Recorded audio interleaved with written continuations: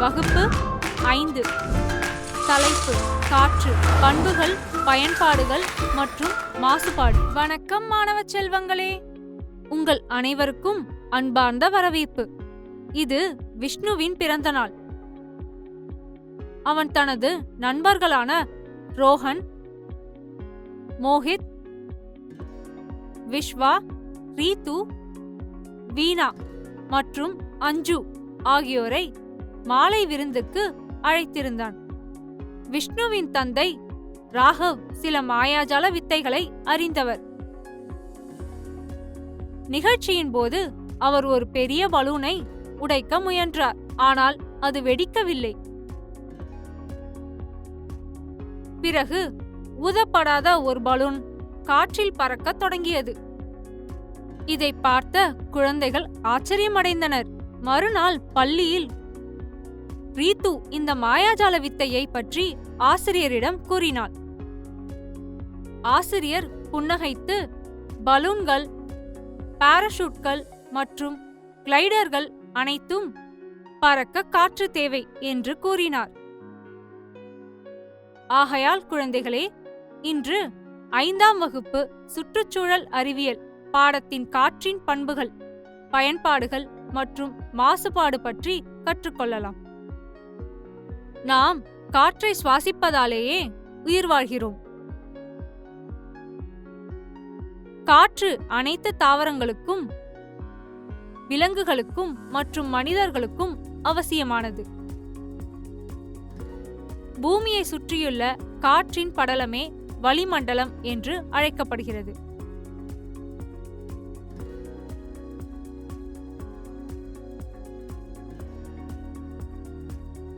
காற்று நைட்ரஜன், அதாவது 78%,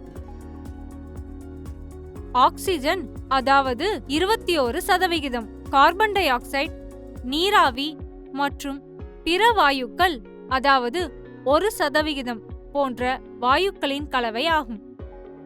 இந்த பாடத்தை படித்த பிறகு உங்களால் பின்வருவனவற்றை செய்ய முடியும்.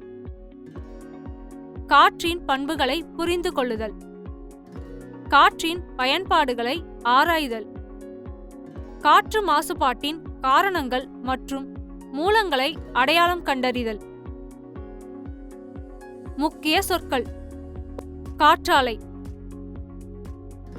காற்றின் அழுத்தம், இசைக்கருவிகள், பாராசூட், வெப்பக்காற்று பலூன்கள், மாசுபாடு. இந்த கருத்து வரைபாட்டை பார்ப்போம். காற்றின் பண்புகள். காற்றின் பண்புகள் காரணமாகவே நம்மால் இதன் இருப்பை உணர முடிகிறது. காற்றில் உள்ள வாயுக்களுக்கு நிறை உண்டு. வாயுக்களின் நிறையை ஈர்ப்பு விசை கீழ்நோக்கி இழுப்பதால் காற்றுக்கு எடை இருக்கிறது.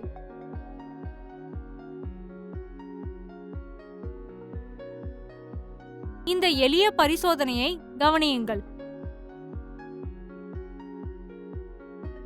ஒரு கம்பியை எடுத்து அதன் ஒரு பக்கத்தில் ஊதப்பட்ட பலூனையும் மறுபக்கத்தில் ஊதப்படாத பலூனையும் கட்டுங்கள்.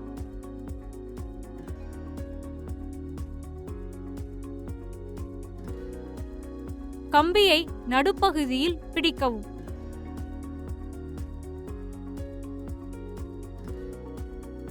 நீங்கள் கவனிப்பீர்கள், கம்பி ஊதப்பட்ட பலூனுள் பக்கத்திற்கு சாயும். இது காற்றால் நிரம்பிய பலூன் அதிக எடையுள்ளதை காட்டுகிறது.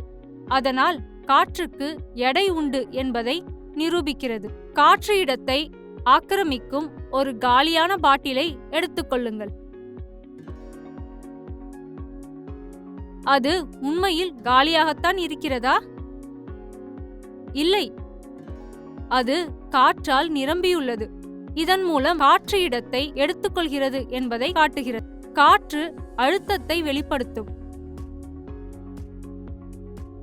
காற்று சுற்றியுள்ள பொருட்களை தள்ளுகிறது. இதையே காற்றழுத்தம் என்று கூறுகிறோம். ஒரு எளிய பரிசோதனையை முயற்சிக்கலாம். ஒரு கண்ணாடி டம்ளரை எடுத்துக்கொண்டு அதனை நீரில் நிரப்புங்கள். மேல்புறத்தை ஒரு தடிமானமான காகிதம் அல்லது அட்டை கொண்டு மூடுங்கள். அட்டையை மெதுவாக அழுத்தி பிடித்தபடி டம்ளரை தலைகீழாக கவிழுங்கள். இப்போது மெதுவாக உங்கள் கையை எடுங்கள். என்ன நடக்கிறது? அந்த அட்டை டம்ளருடன் ஒட்டிக்கொள்ளும். தண்ணீர் கீழே கொட்டாது. ஏன்? ஏனெனில் அட்டையின் கீழே உள்ள காற்று நீரின் எடையை விட அதிக விசையுடன் அட்டையை மேல் நோக்கி தள்ளுகிறது. இதனால் தண்ணீர் உள்ளேயே இருக்கிறது.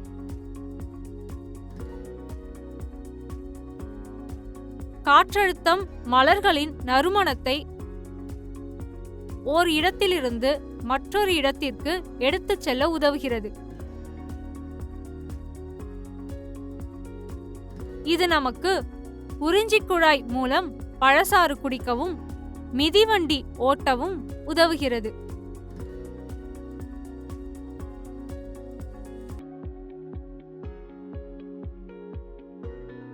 இது நமக்கு பட்டம் பறக்கவிட உதவுகிறது. பறவைகள் கூட தங்களது இறக்கைகளுக்கு அடியில் உள்ள காற்றின் அழுத்தத்தை பயன்படுத்தியே பறக்கின்றன. காற்று ஒளியை கொண்டு செல்லவும் உதவுகிறது.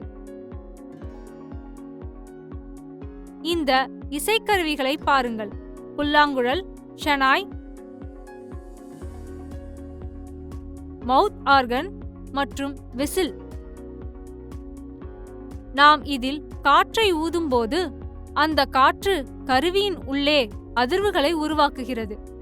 இந்த அதிர்வுகள் இசையை தோற்றுவிக்கின்றன.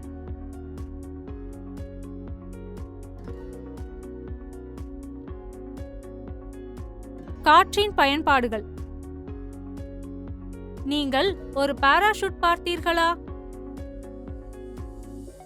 ஒரு பாராசூட் தரையில் மெதுவாக தரையிறங்குகிறது. ஏனெனில் காற்று அதன் மீது மேல் நோக்கி அழுத்தம் கொடுத்து அதன் வேகத்தை குறைக்கிறது.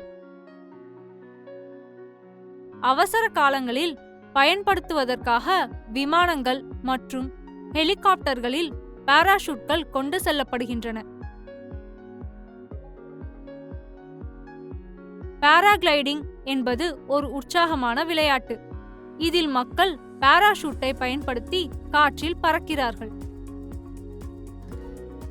விண்ட் சர்ஃபிங், கைட் சர்ஃபிங் மற்றும் பாய்மரக் கப்பல் பயணம் போன்ற பிற விளையாட்டுகளும் காற்றின் உதவியுடனே செயல்படுகின்றன. காற்று அதிக அழுத்தம் உள்ள இடத்திலிருந்து குறைந்த அழுத்தம் உள்ள இடத்திற்கு நகர்கிறது.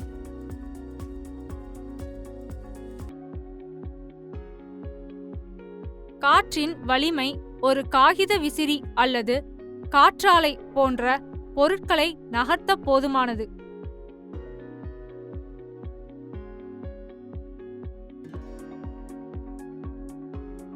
பெரிய காற்றாலைகள் காற்று ஆற்றல் அல்லது காற்று மின்சாரம் எனப்படும் மின்சாரத்தை தயாரிக்க பயன்படுகின்றன. காற்றில் உள்ள நீராவி நீர் சுழற்சிக்கும் மேகங்கள் உருவாகுவதற்கும் மழை பெய்வதற்கும் மிகவும் முக்கியமானது. காற்று மாசுபாடு என்றால் என்ன? காற்றில் தீங்கு விளைவிக்கும் நச்சுப் பொருட்கள் கலக்கும்போது காற்று மாசுபாடு ஏற்படுகிறது. இவை கார்பன் டை ஆக்சைடு மற்றும் சல்பர் டை ஆக்சைடு போன்ற வாயுக்களாகவோ அல்லது தூசி மற்றும் புகையாகவோ இருக்கலாம். எரிபொருள்களை எரித்தல், தொழிற்சாலைகள் மற்றும் சுரங்கத் தொழில் போன்ற மனித செயல்பாடுகளாலும் எரிமலை வெடிப்பு போன்ற இயற்கை நிகழ்வுகளாலும் காற்று மாசுபாடு உண்டாகிறது.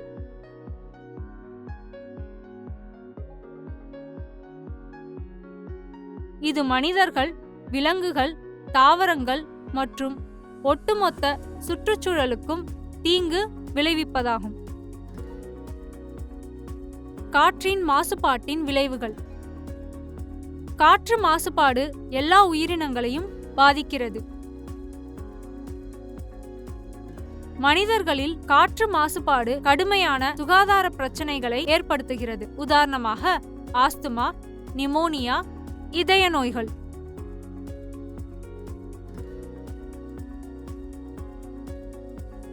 காற்றில் உள்ள அதிகப்படியான கார்பன் டை ஆக்சைடு வெப்பத்தை தக்க வைத்து பூமியின் வெப்பநிலையை அதிகரிக்கிறது. இது புவி வெப்பமடைதல் என்று அழைக்கப்படுகிறது.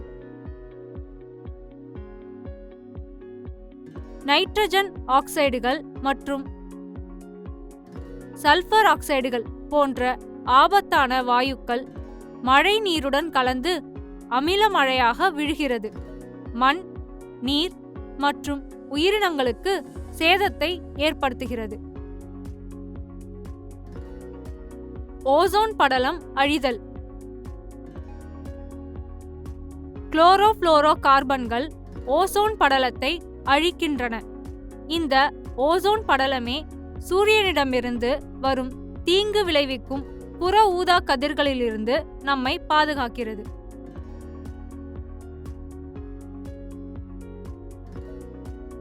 காற்று மாசுபாட்டை குறைக்கும் வழிகள். பெரும்பாலான காற்று மாசுபாடு வாகனங்களிலிருந்தே உண்டாகிறது. தனிப்பட்ட கார்களை பயன்படுத்துவதற்கு பதிலாக பேருந்துகள், ரயில்கள் அல்லது கார்பூல் அதாவது வாகன பகிர்வு முறையை பயன்படுத்த வேண்டும். எரிபொருட்களை எரிப்பது மாசுபாட்டை ஏற்படுத்துகிறது. எனவே சூரிய ஆற்றல் மற்றும் காற்று ஆற்றல் போன்ற தூய்மையான எரிசக்தியை பயன்படுத்த முயற்சிக்கவும். வீட்டில் மின்சாரத்தை சேமிக்கவும். மின்விசிறிகள் மற்றும் விலங்குகள் தேவையில்லாத போது அவற்றை அணைத்து வைக்கவும். குறைந்த மின்சாரத்தை பயன்படுத்தும் CFL பல்புகளை பயன்படுத்தவும். கழிவுகளை தவிர்க்க பொருட்களை குறைவாக பயன்படுத்தவும். மீண்டும் பயன்படுத்த அல்லது மறுசுழற்சி செய்ய முயற்சிக்கவும். அதிக மரங்களை நடுங்கள். மரங்கள் கார்பன் டை ஆக்சைடை உட்கொண்டு காற்றை தூய்மைப்படுத்த உதவுகிறது. காற்று அனைத்து உயிரினங்களுக்கும் இன்றியமையாதது. எனவே அதன் பண்புகள், பயன்கள் மற்றும் அதனை எவ்வாறு மாசுபாடில்லாமல் பாதுகாப்பது என்பதை கற்றுக்கொள்வது மிகவும் முக்கியமாகும். நினைவில் வைக்க வேண்டிய புள்ளிகள். காற்றுக்கு எடை உண்டு. அது இடத்தை ஆக்கிரமிக்கும் மற்றும் அழுத்தத்தை ஏற்படுத்தும். இந்த பண்புகள் பட்டம் விடுதல் மற்றும் பாராசூட்டுகள் பயன்படுத்துதல் போன்ற பல அன்றாட செயல்களுக்கு உதவுகின்றன. காற்றின் மூலம் மின்சாரம் தயாரிப்பதற்கு காற்று மிகவும் பயனுள்ளதாக இருக்கிறது. வாகனங்கள், எரிபொருள்கள் எரித்தல், தொழிற்சாலைகள் மற்றும் சுரங்கத் தொழில் போன்றவற்றால் காற்று மாசுபாடு ஏற்படுகிறது.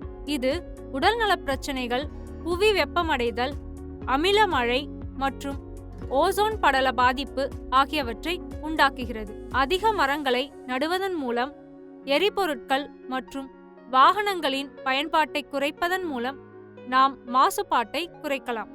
செயற்பாடு 1.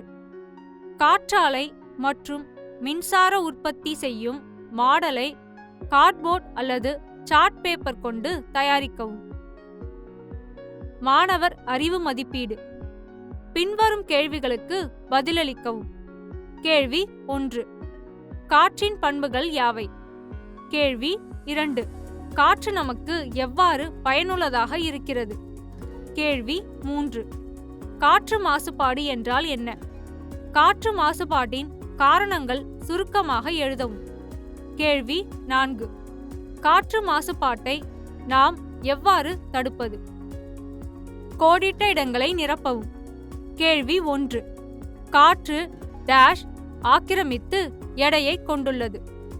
கேள்வி 2. அதிக அழுத்தத்திலிருந்து குறைந்த அழுத்தத்திற்கு காற்று நகர்வது டேஷ் என்று அழைக்கப்படுகிறது. கேள்வி 3. தாவரங்கள் ஒளிச்சேர்க்கைக்காக காற்றிலிருந்து டேஷ் வாயுவை எடுத்துக்கொள்கின்றன. கேள்வி 4. டேஷ் எரிபொருட்களை எரிப்பதால் காற்று மாசுபாடு ஏற்படுகிறது. கேள்வி 5. மரங்கள் டேஷ் வாயுவை உறிஞ்சுவதன் மூலம் காற்று மாசுபாட்டை குறைக்க உதவுகின்றன. சரியான பதிலை தேர்ந்தெடுக்கவும். கேள்வி 1. பட்டம் பறக்க உதவுவது காற்றின் எந்த பண்பாகும்? ஆ. காற்றுக்கு மனம் உண்டு. ஆ. காற்றுக்கு நிறம் உண்டு. இ. காற்று அழுத்தத்தை ஏற்படுத்துகிறது. இ. காற்று குளிர்ச்சியானது. கேள்வி 2. தாவரங்கள் காற்றிலிருந்து எந்த வாயுவை எடுத்துக்கொள்கின்றன? ஆ. ஆக்சிஜன். ஆ. நைட்ரஜன். இ. Carbon dioxide. இ. ஹைட்ரஜன். கேள்வி 3. கீழ்காணும் செயல்களில் எது காற்று மாசுபாட்டை ஏற்படுத்துகிறது? ஆ. மரங்கள் நடத்தல். ஆ. மிதிவண்டிகளை பயன்படுத்துதல். இ. புதைப்படிவ எரிபொருள்களை எரித்தல். இ. சூரிய ஆற்றலை பயன்படுத்துதல். கேள்வி 4. காற்று என்றால் என்ன? ஆ.